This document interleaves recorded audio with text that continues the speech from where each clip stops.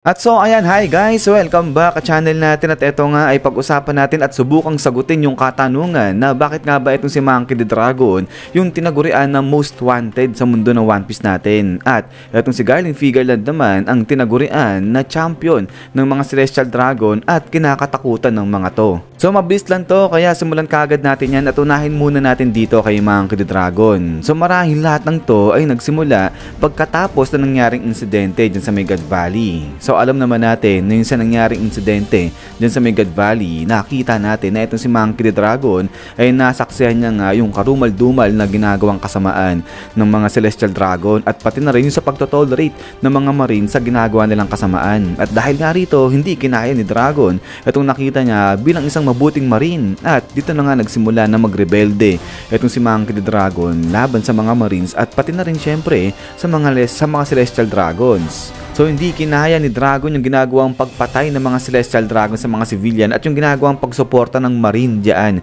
sa world government o sa mga Celestial Dragon. At dito na nga natin nakita na nagsimulang magrebelde si Dragon laban sa mga Marines at pati na rin syempre sa mga Celestial Dragon. Pero sa spoiler nga kay chapter 1166 ay napag-alaman natin na kinulong na itong si Dragon ng tuluyan. Pero bagamat na nakulong na nga itong si Monkey D. Dragon ay makikita na itong si Garp ay binisita siya sa may kulungan. So base rin to dun sa spoiler natin kahapon kay 1166 at ang ginawa nga natin ni Garp, pinalaya niya ng kulungan etong si Dragon ngayon. At so dahil dito sa pagtakas ni Dragon sa kanyang pagkakakulong, kaya maaaring dito nagsimula ang lahat kung bakit nagpa siyang world government na italaga o ituring na most wanted etong si Monkey D. Dragon. So parang nangyayari niyan dahil nga sa nagrebelde etong si Monkey D. Dragon, nilabanan niya yung world government pati na ay yung mga Celestial Dragon at pati na rin ginawa niyang tumakas diyan sa kanyang pagkakakulong kaya ginawa siyang most wanted. So ibig sabihin posible nito na bago pa man din buuin ni Monkey D. Dragon at pangunahan itong kanyang grupo na Revolutionary Army ay noon pa man din during pa nga dyan o pagkatapos ng sa God Valley incident ay hinatulan na siya ng world government bilang most wanted. So possible na ito rin yung kasagutan do sa mga tanong na bakit ito si Dragon yung ginawang most wanted ang dami-daming mga pirata dyan na talagang ubod ng sama katulad nga nito nila Doflamingo, nila Blackbeard. Ito talaga masasabi natin na talagang ang sama-sama ng mga to. Dami nilang ginawang krimen dyan nga sa mundo ng One Piece natin. Pero kahit na ganoon ay etong si Dragon pa rin yung ginawa nga ng authority o ng world government na most wanted. So dahil nga yan sa ginawang direkta na pagtutol at paglaban nito ni Monkey D. Dragon laban dyan sa mga Celestial Dragon at saka sa buong world government. At so pagkatapos nga rito kay Dragon ay punta naman tayo sa side nito ni Garling Figureland kung bakit siya naman yung tinagurian o tinuturing ng mga Celestial Dragon na champion at yun nga lahat ng mga Celestial Dragon siya pa yung kinakatakutan.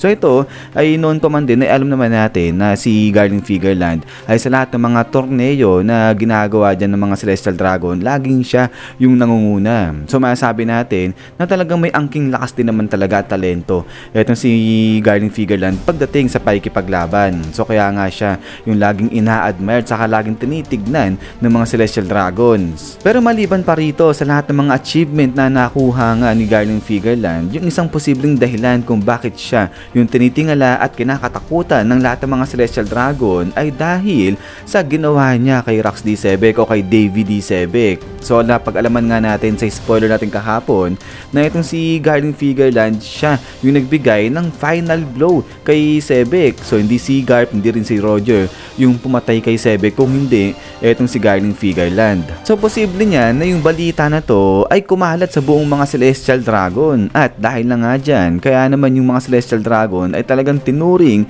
na dakila at talagang tinitingala nila etong si Garling Figureland dahil nga sa pagpatay niya dyan kay Rax D. Sebek o kay Davy D. Sebek. So parang siya na guys, sana ako kay Rax D. Sebek, laging Rax eh. But anyways, eto nga going back, ang posible nangyari niya yung kwento, etong si Garling Figureland siya yung lumaban talaga ng buo kay Sebek at siya yung tumapos. So kumbaga, yung credit na para dapat yan kay Garp at sa kay Roger, nakasila naman talaga kasi yung lumaban at tumalo kay Sebek ay napunta rito kay Garling Figureland kasi nga siya yung nagbigay ng final blow ng katapusan niya ni Sebek. So malay pa natin dyan, baka nga di alam talaga ng mga Celestial Dragons sa ito yung nangyari dyan nga sa laban ni Garp saka nga ni Roger saka ni Sebek. So hindi nila alam na itong si Garling Figureland ending na dumating yan yung talagang walang wala na yung si Sebe kung talagang papatay na nga siya. But anyways, ay dahil nga rito, kaya posibleng ito yung naging dahilan kaya naman itong lahat ng mga Celestial Dragons talagang tinitingala itong si Garland Figureland at talagang kinakatakutan yan.